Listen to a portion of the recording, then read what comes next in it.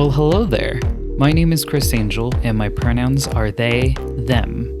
Welcome to Allyship is a Verb, the LGBTQ podcast that explores and humanizes practicing allyship for the LGBTQ community and beyond. Hey, my name is Ra Ra, and my pronouns are he, him. If you follow me on Instagram, you know that recently I created a reel and I talked about a tip that has helped me a great deal and I wanted to offer to other people to consider. And that is, I get misgendered a lot. People use the wrong name for me. They call me Chris instead of Chris Angel. They use he, him pronouns instead of they, them. And rather than have someone say, I'm sorry to me, it feels a lot better when people thank me. And the reason why is because when someone says I'm sorry, then I feel like I'm in this weird position where I have to make them feel better about a mistake they made, and I don't want to, because I'm already sitting in my own discomfort of having been either misgendered or being called the wrong name. And so when someone instead says, thank you, it feels a lot better. And you could say, thank you for your patience. Thank you for letting me know. Thank you for the reminder. There's so many other examples I could give you of how you could say thank you, but put your own spin on it. If you're not already following me on Instagram and you would like to, I post a lot about my life. I talk about being neurodivergent. I talk about being queer, trans, and non binary. Sometimes I share photos from my childhood or just various stories. And I also share out tips and other resources and amplify other voices. I also get a lot of people following me on Instagram for my stories because I'm highlighting various resources, awareness events, and things like that. So if you'd like to follow me too, my handle on Instagram is gender sexuality info. This next guest, I am so excited to introduce you to because, like many of my conversations, we could have talked forever, and he's just fucking brilliant. And so it was really hard to make cuts to try to stay within my roughly 60-minute format. However, Rara is an award-winning leader, psychotherapist, researcher, and creative. He's currently in New York, but originally from the South. We met through a mutual connection, Katrina, who was a guest last season. And goodness, am I so grateful to have met him because, again, he's brilliant. Seriously, I love connecting with him. And even though we've literally only had 2 conversations so far, that's how much those conversations have impacted me. I'm still processing things he said. One of my favorite things he said during our first conversation was, be the chaos. I won't even go into what he meant because I don't want to ruin it by sharing my version of events. I would love for you to have heard it in his words. However, it wasn't a conversation that we were recording, so I will simply say interpret that as you will, because I know I'm now figuring out how to live my life in that way. I'd also like to offer a content warning for later in the episode as we reference some hard things. However, we do not go into specifics. That being said, I'm now going to jump into our first 3 self-reflection questions and make sure after the conversation to stick around for 3 more before you go. Number 1, what's the first physical thing I notice about people when I first meet them or see them?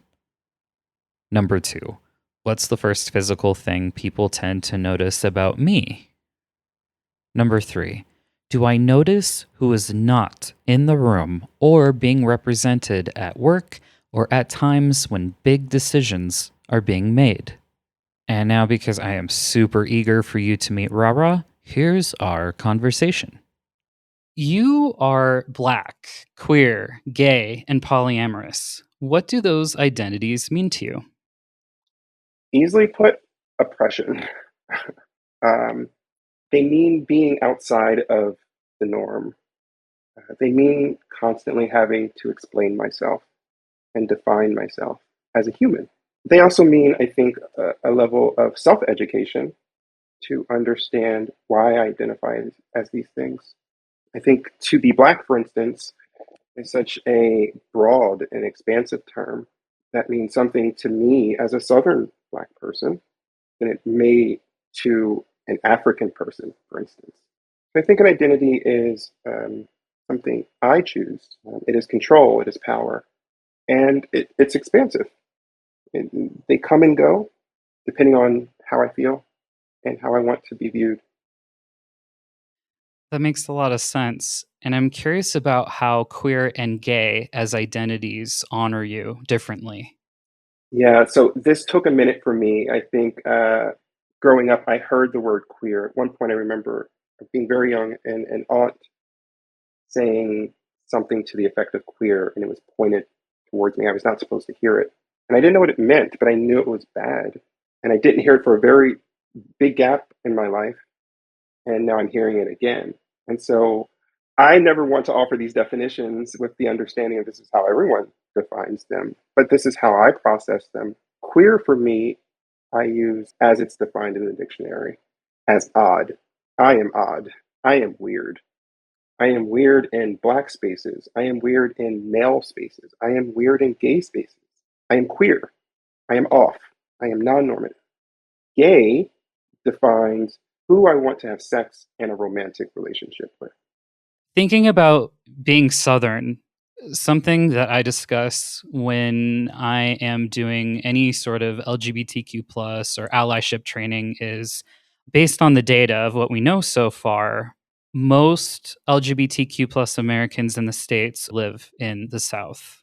And then you see it's in the West, and then I believe it's the Northeast and then the Midwest. Not everyone would expect that most LGBTQ plus adults would live in the South. One of my favorite resources is the Movement Advancement Project, and they map all of the various legislation that's in place down sometimes even to cities, counties, etc., and show specifically for the LGBTQ plus community whether a state is more affirming or not. You can separate it by issue, whether it's about gender identity, sexual orientation, etc. So thinking about that statistic, when you look at the map, the rights are lacking or very discriminatory. I'm curious about how that feels for you and what you think would need to change in the South to help move the conversation in a more loving, productive place. Thank you for educating me just now. I did not know that information. I suspect that there's a lot of overlap with regards to the races that are populated within the South as well, specifically Black people. So now you have this intersectional space of gay queerness and Blackness. And I think when you add race into that conversation, it becomes a little more clear on perhaps why legislation is so preventative in these spaces. And it's to limit access, limit rights. It's restrictive. I think controversially in the South, there also tends to be a lot of Christianity. And again, there's overlap when you start talking about Black communities and Christianity. And when we talk about Christianity and politics, I think the story becomes very, very clear. I look at Christianity as a white supremacy cult. It was forced upon Black people taken from Africa, brought to the United States. They were dehumanized by being deculturated. And part of that, a large part of that, was religious restrictions, the need to impart what white people wanted them to believe. That has turned into generational trauma in this day and age, in that our old religions are completely gone, and we are left with this Christian savior. And that Christian savior is playing in pretty much every single political sphere right now. If we talk about abortion, for instance, that is a Christian situation going on. It has to do with Christianity and what the Bible says is appropriate. Argue that if you would like, right? Yeah, and people's interpretations of it too. Exactly. I'm a very strong believer that the undertow is Christianity. And when we link that to Black communities, it pits us against each other, really. I understand that I've diverted from the idea of LGBTQ plus and that population being so robust in the South. I don't think we can have one conversation without having multiple conversations surrounding oppressed people. Intersectionality is very real, and I think gay queerness in the Black community is also real and also incredibly hidden, again, because of Christianity. We have to really start having a deep and honest conversation about how much Christianity influences politics. Yeah, there's no separation of church and state. Absolutely not. God is on our, I haven't picked up a dollar in so long, but God is Yeah. on our currency. And yet and still, church and state are supposed to be separate. So to alter the atrocities that are going on in our political sphere right now, we have to have that conversation. Christianity is not the norm for everyone. Christianity is not even a footnote for some of us. I live in a world, even though I'm trying desperately to get away from Christianity, that I still have to engage it. For me, that is the answer. We have to engage Christianity. When thinking about your identities, going to media, so thinking about shows, movies, books, etc., have you ever seen yourself or any parts of your story reflected in any media? Thank you so much for this question.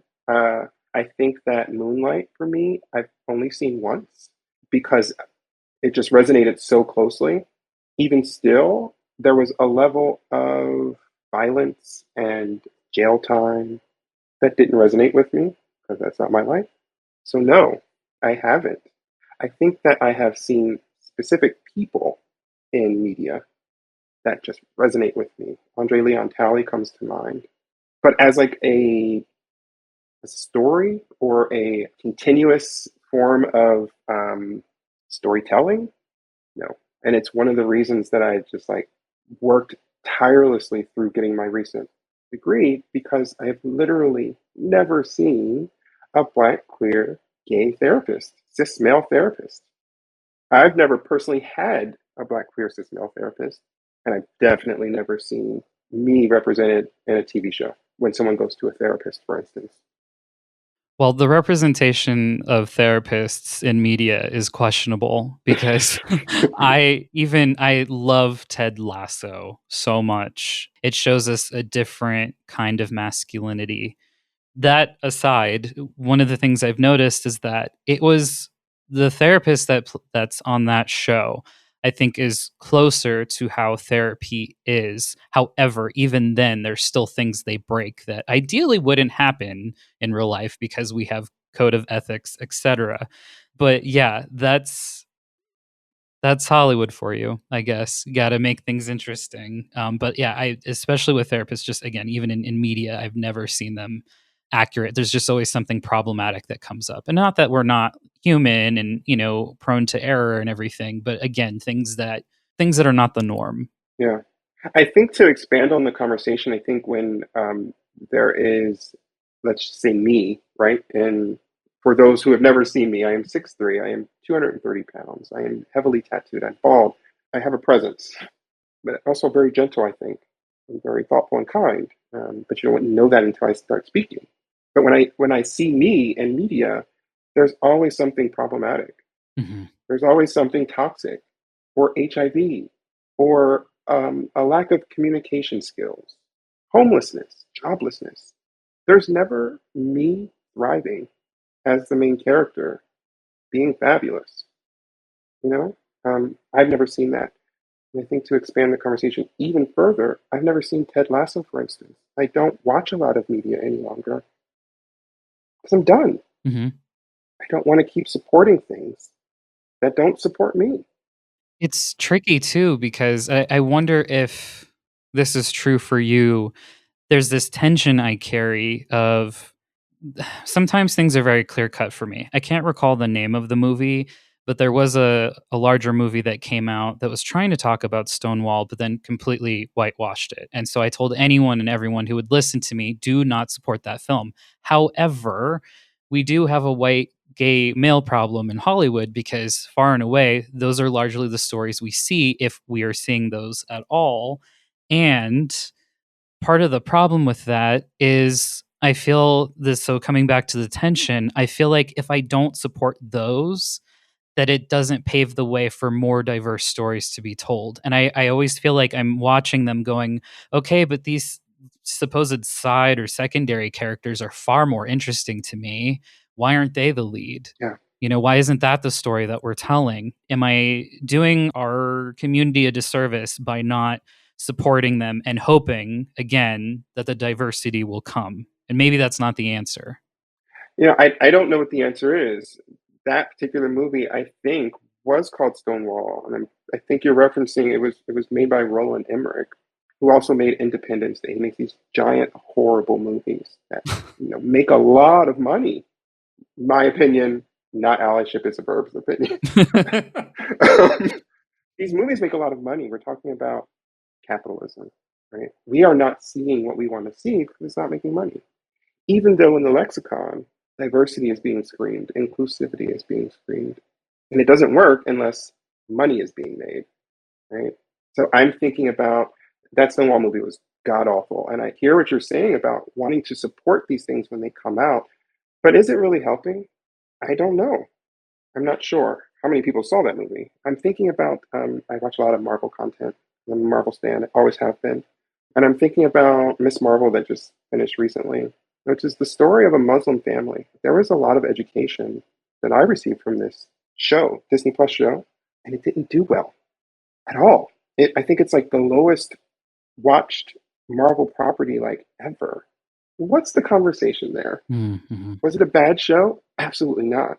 It was fantastic. There were tons of fight scenes. The CGI was beautiful. Costumes were amazing. The acting was pristine. We're having a conversation about Muslims in America.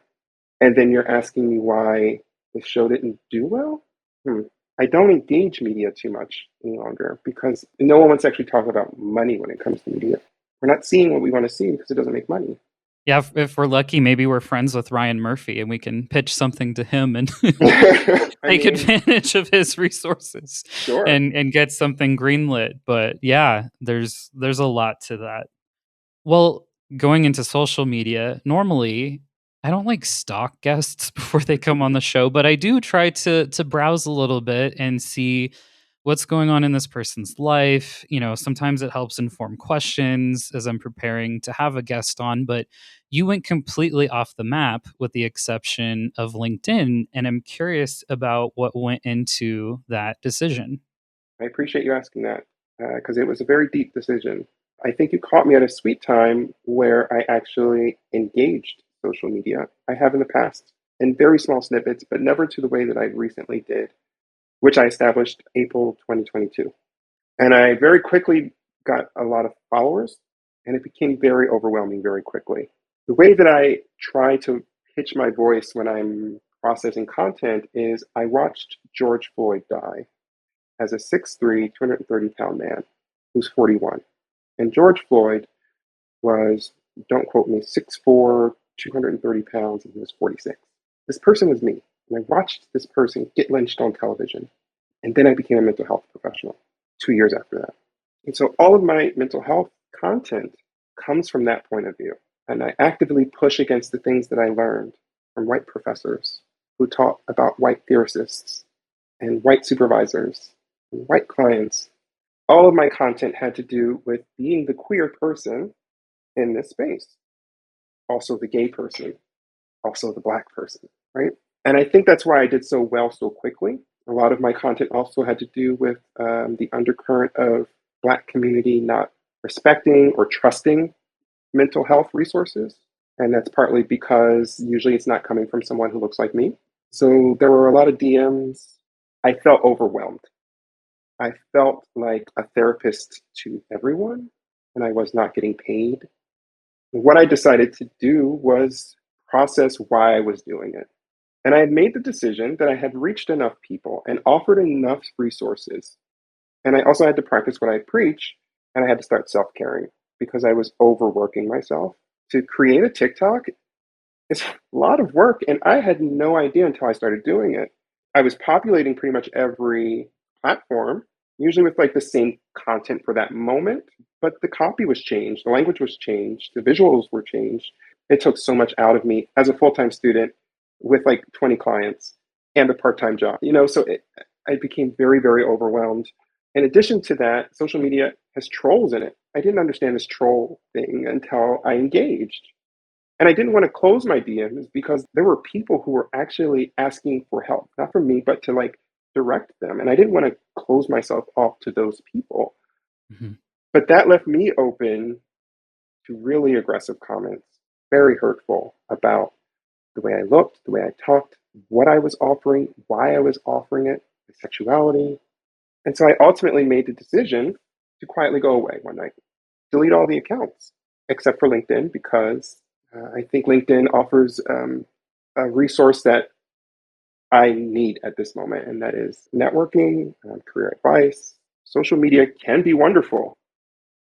It's my experience that that wonderment was circumvented by the toxicity that can come your way.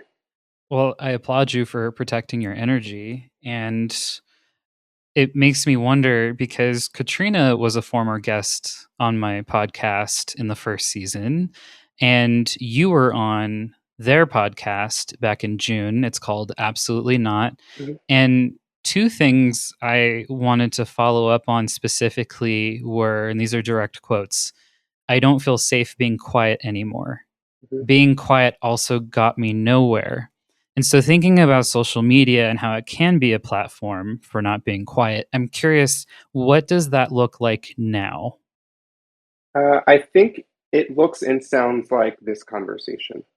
It is much more intentional, scheduled, structured. Those two quotes um, are true and still apply. I'm now more tenured in understanding what these platforms offer and the protections that they do not offer. Those quotes were also they were linked to the way that I engage the world.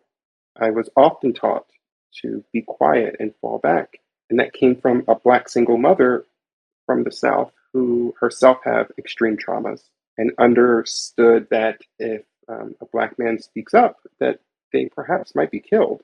You know, there's no kind of in between where you're safe. You might just be shot. You never talk back to the police. You do exactly what they say. You don't offer too much information. You disappear. And that's what I did. I'm 41 at this point, and I'm only just learning how to be seen. I would say within the last 3 or 4 years. And that hurts a bit because I had a whole career in fashion. I managed that career with that mindset of don't be seen. How do you not be seen in a creative career that you are meant to showcase your talent? And I lost so many opportunities. I feel a level of success there. Yay me. But I also know the things that I did not get based on not opening my mouth and not taking up space. And so those quotes are really about the way that I manage my life now as opposed to a different time in my life. And when you mention about feeling seen, like what helps you to feel seen present day? Again, I go back to something like this.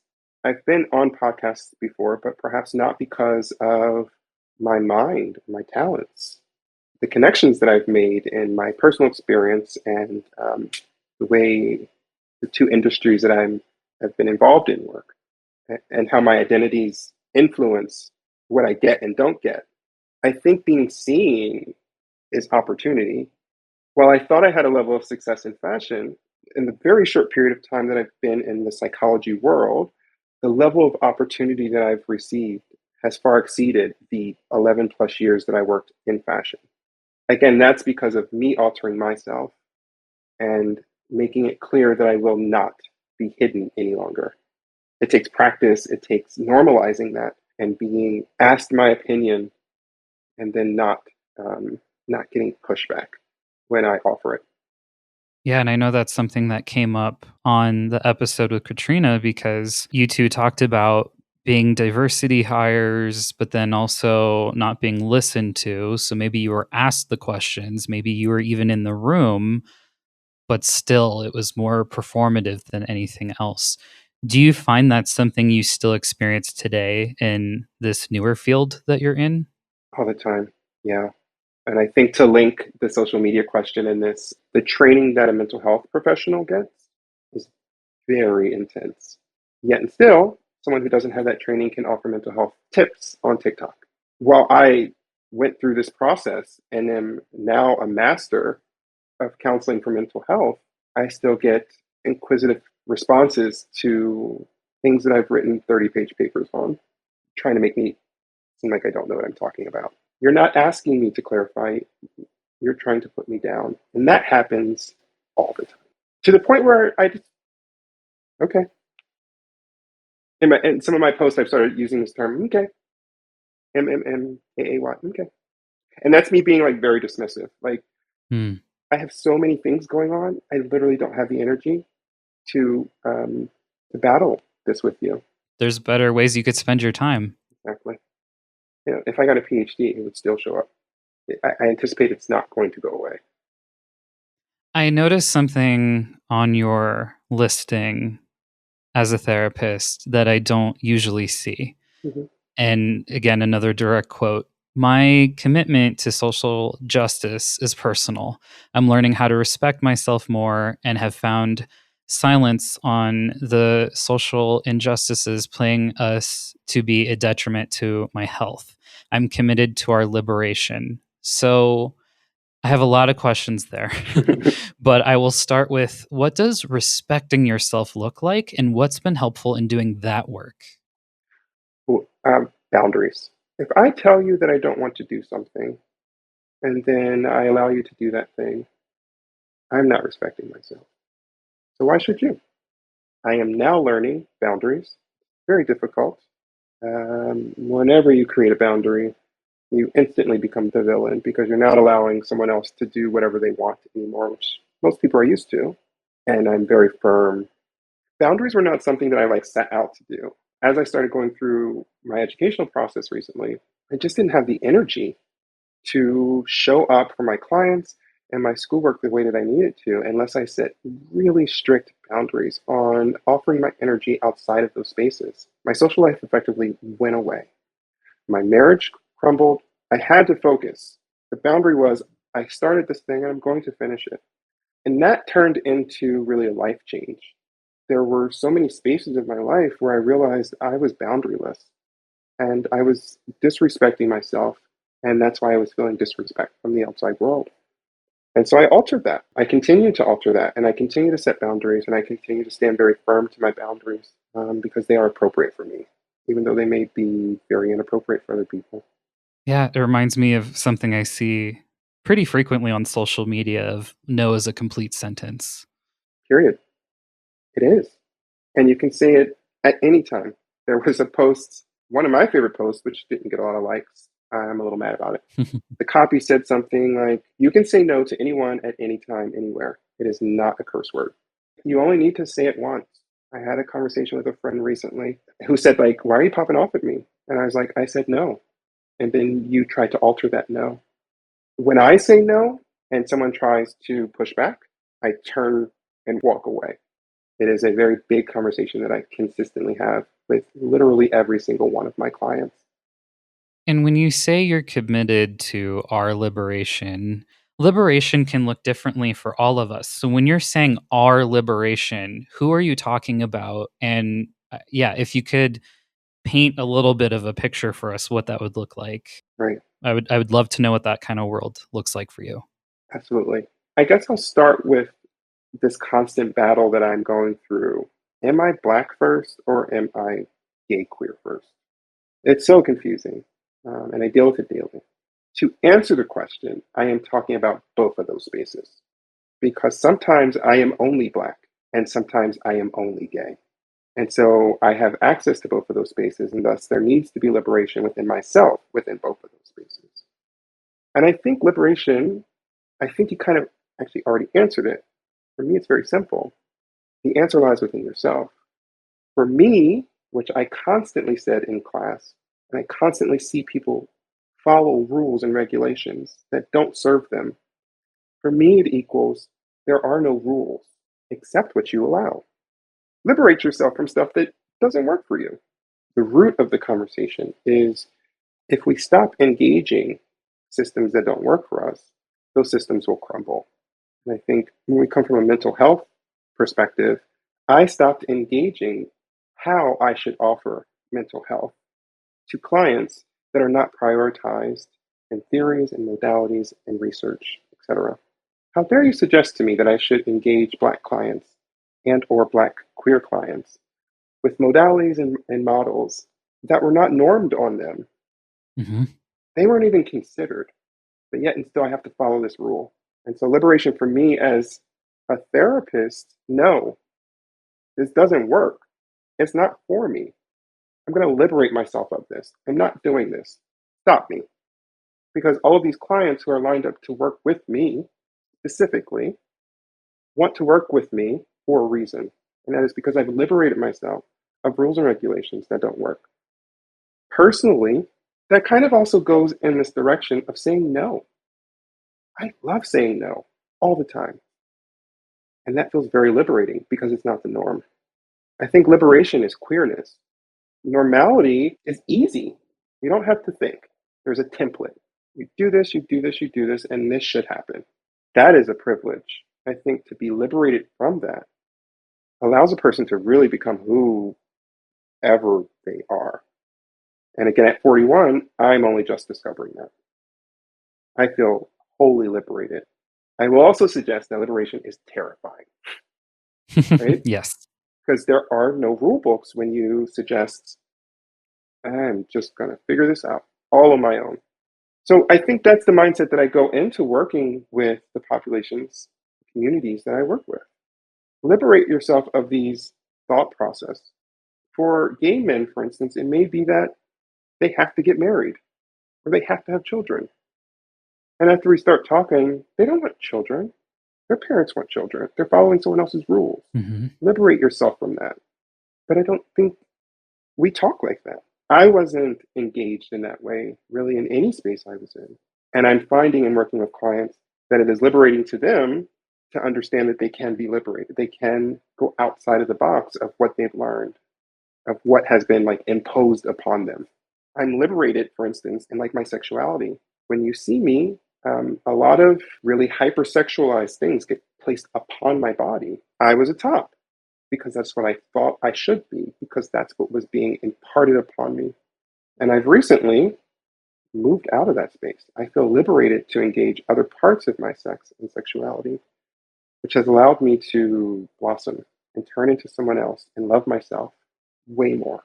And these are the conversations that I have with clients who have toxic masculinity issues or don't understand that what they're saying, what they're doing are issues of patriarchy, misogyny.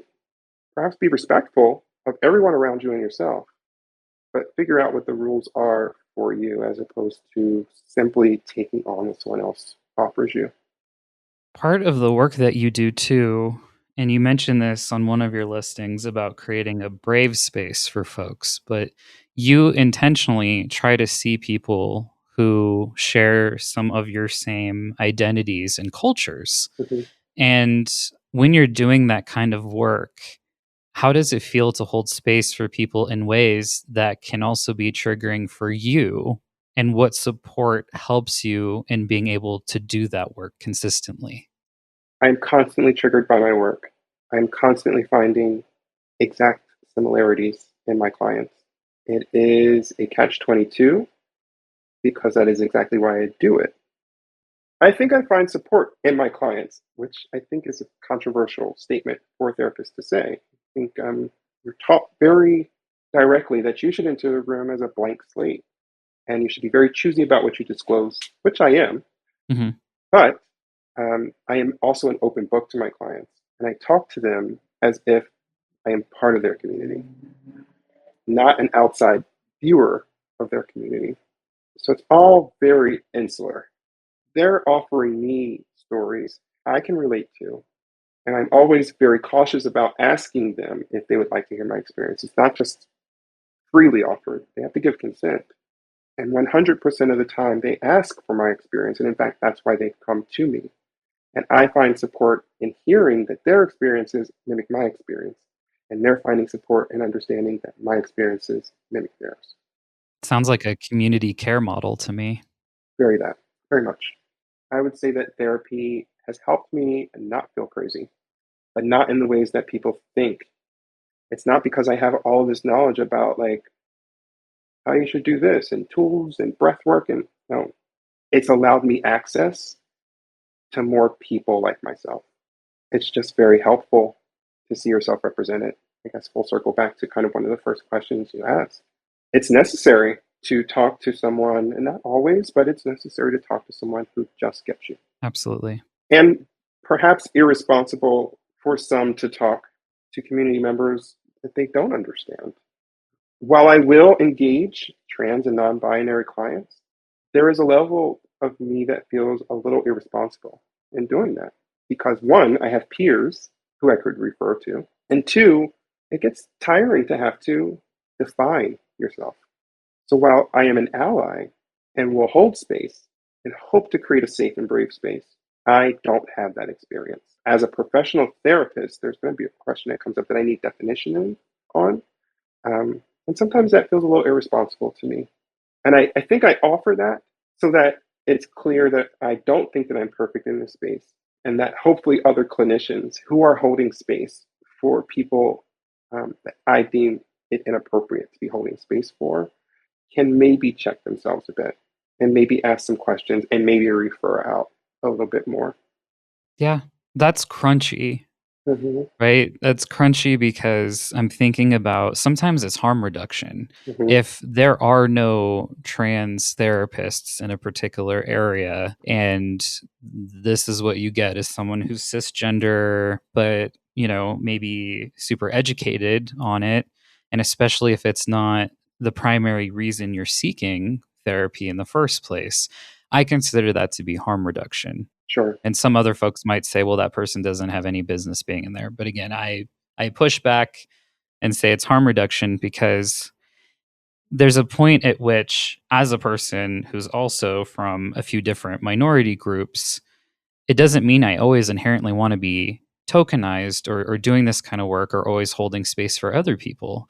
I mean, part of why I went into social work was for those reasons. However, I'd also like to think that I could be a photographer or all these other things and not just have to hold space for other folks. Absolutely. We are more than being tokenized in the diversity hire, etc. So like it's a tension I carry. So like ideally, would trans people, non-binary people like myself, be able to go to a doctor who reflects who I am?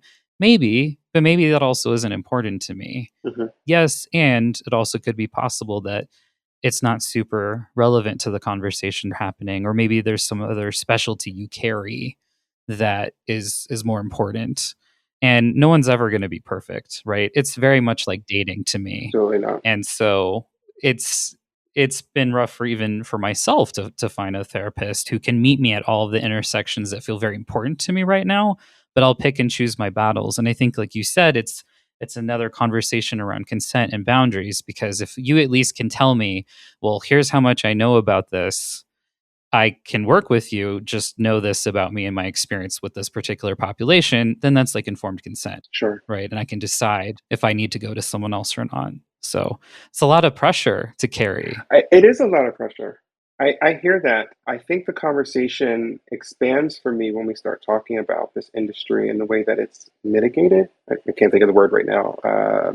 State to state, for instance.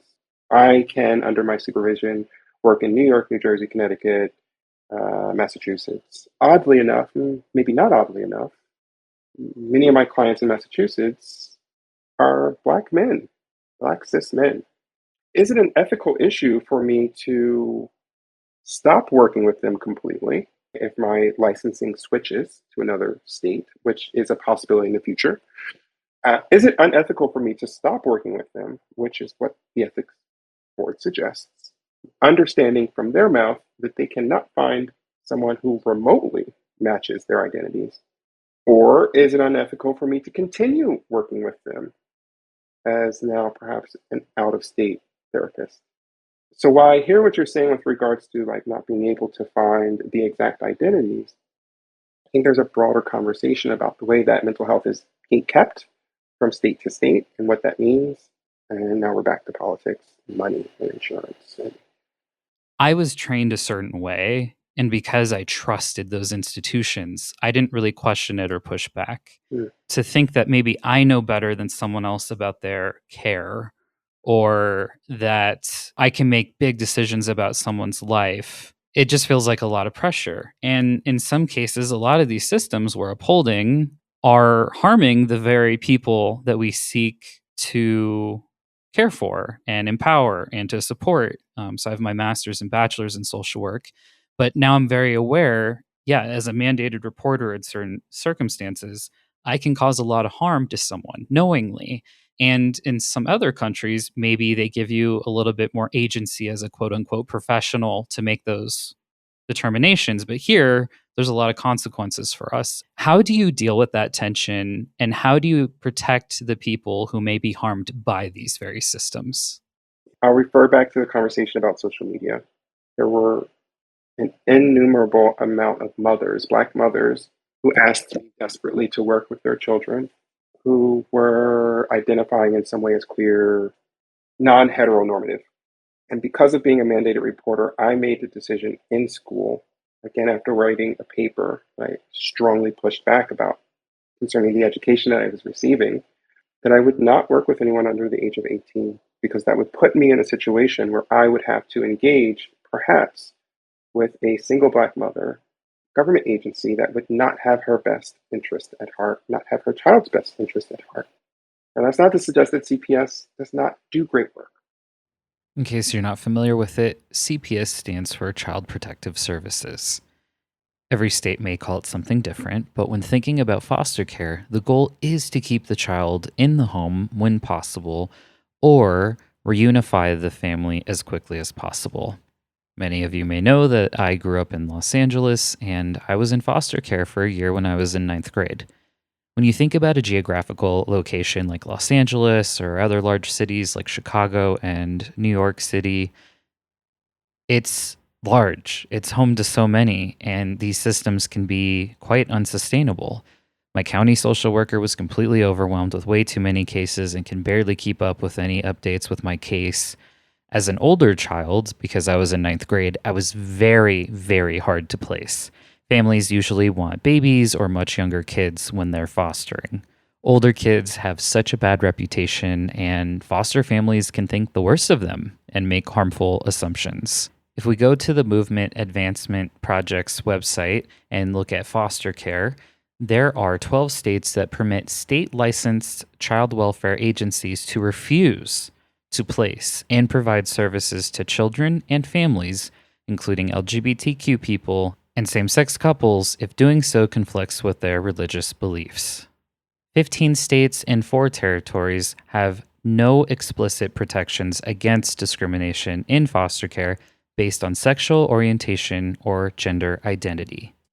That's just not the conversation that I'm interested in having. The conversation I'm interested in having is policing Black families and having to call the police effectively on Black families. That feels inappropriate for me. That feels like a personal attack that I'm not willing to engage.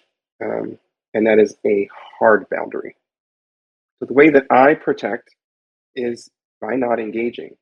I refer to someone who has the bandwidth to engage that system. I have tons of peers that are way more appropriate, first of all, to work with children because of their educational background and because they don't have a potty mouth. But that's the way that I protect. I immediately think about my mom, who was a single Black mother. I was spanked as a child. I will never have children, so I can't tell you what's appropriate, right? This conversation is not whether or not spanking is appropriate, but it's my experience that it worked for me.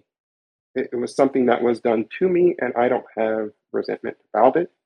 But I would never want to be in a situation to call CPS on like my mom, who was not malicious or violent or coming from a bad place. She was trying to protect me, and she was using tools that ultimately came from white people, right? Mm. These tools were passed down from slave owners. When slaves would get out of hand, they would beat them, comes to the point of death.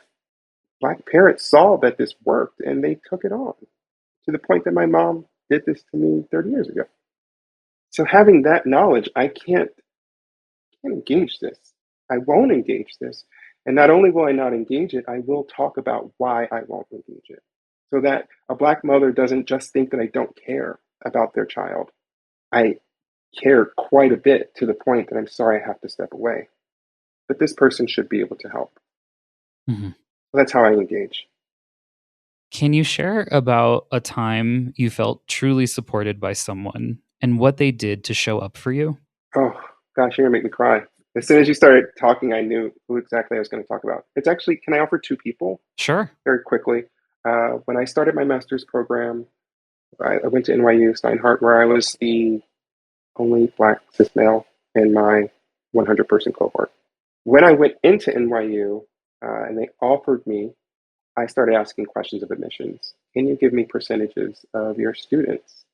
Because I needed to determine how to go into the rooms. Am I going to go in understanding that there's support, or am I going to go in understanding that I will be alone?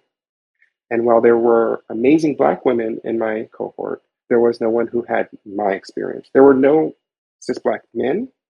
There were also no cis Black gay men. There were also no, to my understanding, trans Black men or trans Black gay men. And so I went in with these questions. I'm a researcher, and I always have been, and I need data to make the best decision for me. And initially, I was getting answers that were not working for me, and I kept pushing. And then the director at the time of the program, Dr. Narissa Williams, wrote to me directly, and she said, I'm sorry. She's still my mentor to this day, and I love her. She's my dear friend. She basically said, who are you? Please come to this school because we need you. You're already asking the right questions. And if you decide to accept this offer, I will guide you personally. And she did. She did, to the point where she had to exit the role, and she still stayed on and taught classes after that, specifically because she would ask me to come to those classes because she understood what I wanted and what I needed out of the education. The first class that I had, spoiler alert, I decided to go to NYU. Yes. The first class that I had, first semester on a Monday, was with Dr. Moore, who is now the acting director of the program. At the time, Dr. Narissa was the acting director of the program.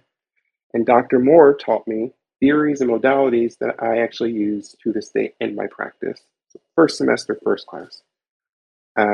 And then she actively engaged me because I guess she saw something. And now she is also, both of them together are my mentors. And I am active friends with them. We actively talk daily. And I had support in academic settings before from Black people. This was different for some reason. There was a level of care and attention I just hadn't felt before. And because NYU is so expensive, it really meant a lot to me that they wanted me to get every single penny out of this education. They offered their time and their expertise in a way that I've never experienced before. And I just never felt support like that outside of my family. I will praise them till the day that I die. Wonderful women. That's incredible. And I really appreciate you sharing that. So I know that you were awarded at least one scholarship from the Point Foundation. Mhm. And for folks not familiar with that organization, they provide scholarships and mentoring broadly to the LGBTQ plus community in the States. And they are one of the few that offer scholarships to those pursuing graduate school. Mhm. Sometimes the LGBTQ plus individuals who get the most recognition or opportunities are those who can disclose, which can be heavily tied to privilege, especially financial privilege. Mhm. And so, of any of the scholarships I've ever seen or personally benefited from, you have to have accomplished so many things, like a freaking social media movement or done some sort of big project in your local community and all of these like outstanding things, the best of the best, right? Mhm. And you have to be out to several people who can vouch for you, Yeah. teachers, maybe professors, etc., who can write those letters of rec. Your grades have to be pretty dang good. So you just have to be this model minority. Mhm.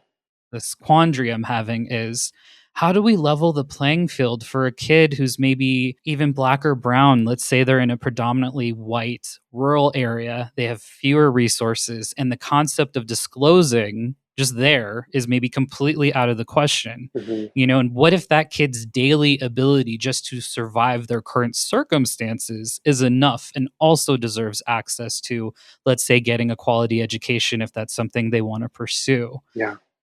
how do we also, care for the kids who are just not in a position where they can do things like that? Like, I don't, so I still don't know what I'm asking you, but I guess I wanted to just know, what is your reaction to that? What are your thoughts to that? Yeah, my reaction and thoughts to that are that I applied for that point scholarship, and maybe this is going to put them on blast a little bit, and I think maybe I'm okay with that. I applied for that 3 times, not BIPOC, because I didn't win the flagship, which, to my understanding, offers a much larger amount of money. So first of all, I'll be very transparent with you. I've won tons of scholarships that have amounted to approximately $10,000, which is no money whatsoever when you're dealing with a graduate level program. When you start listing these things, people think you're okay, and they don't consider the hours that it takes to process the documents that you have to send in, the transcripts that you have to pay for, the recommendation letters that you have to get, all while being a full time student and writing papers, In my case, I felt like I had to give trauma porn literally. to get into programs, to get scholarships. It doesn't feel like a good system. It doesn't. I don't know how to fix the system, right? But what I did was I clowned the system. I gave them what they wanted.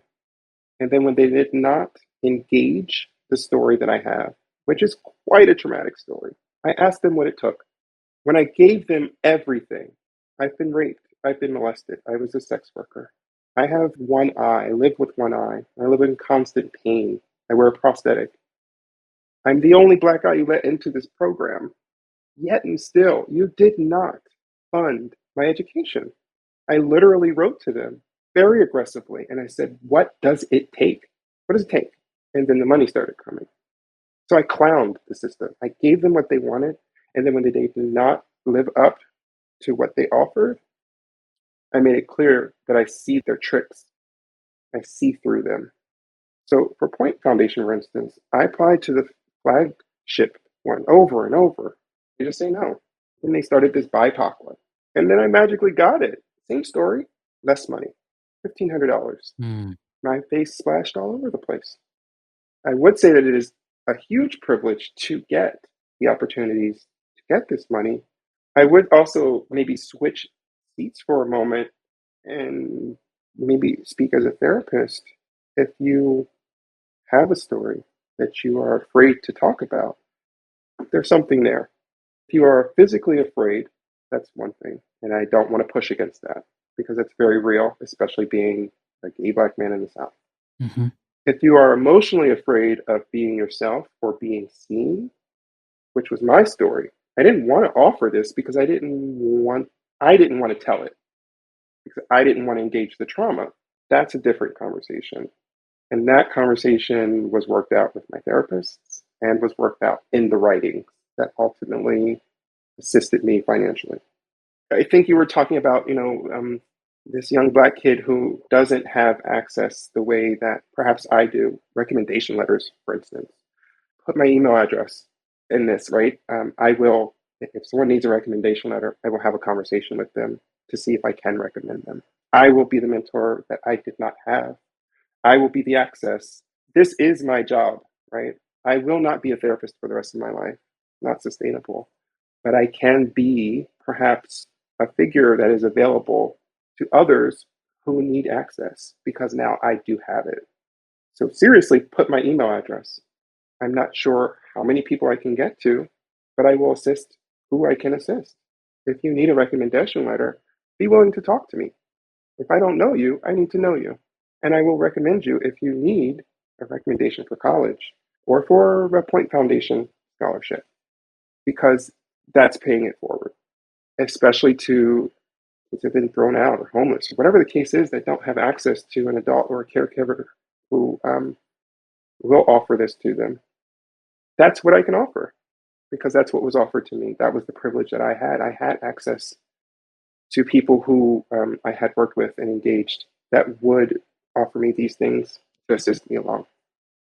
Before I have any other comments to that, I just want to say thank you for your vulnerability and everything that you just shared. An awkward pivot back to, just to finish that thought, I guess, is all of that scholarship or admissions even into college, etc. It just feels very gross because of things we've named, but then also we know that family can be a sore spot for our community, focusing more specifically on the LGBTQ plus community. And so when you're thinking about like the award ceremony you get invited to, and then you have to like grovel and thank them like so much for, like you said, sometimes maybe $500, which doesn't go very far, but like I'll still take it.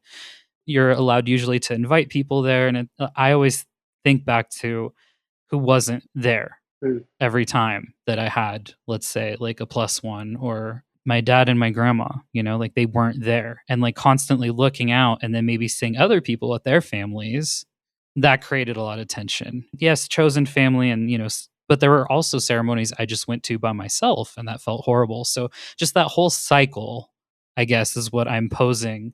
Something needs to change because I'm constantly thinking about, and you mentioned intersectionality, we've talked about diverse hiring, etc.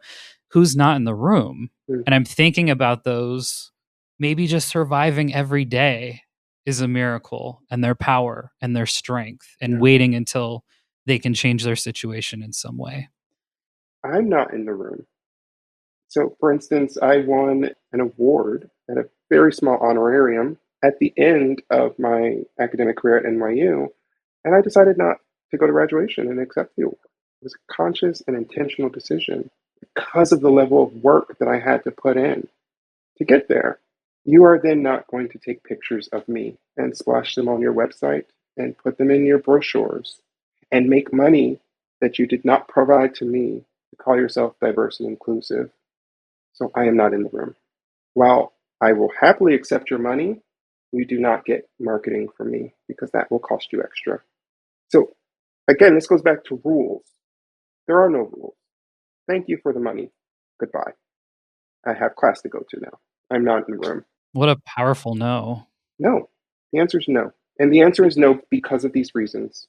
And if you can counter that and perhaps offer more money, then we can discuss. What's one allyship tip you'd like for everyone listening to consider? If you engage a minority person, insert minority, listen and thank them. And that's it. Please do not push back. Please do not ask condescending questions that you pose as trying to be curious. If you ask someone a question of their experience, listen and thank them. If you ask an academic minority person a professional question, listen and thank them. That's the tip. Listen and thank them. That's it. Ra, thank you again for your vulnerability. It was such a treat to spend time with you, and I'm really looking forward to connecting again. And friends, since Ra's only on LinkedIn these days, I do encourage you to follow him on there if you have an account to see what he's up to. I'll have the link to his profile on the episode page. I hope he's inspired you to think about who you are and if what you are doing is currently serving you. There are definitely rules I uphold that are harmful, not only to myself, but others as well. So I'll be spending time reflecting on how I can break those cycles and liberate myself and those around me. Thanks for listening, and here are the last 3 self-reflection questions. Number 4. At what age did I first hear an LGBTQ plus slur? Who said it? Which slur was it? Number 5. Do I have access to a therapist who represents me? Number 6.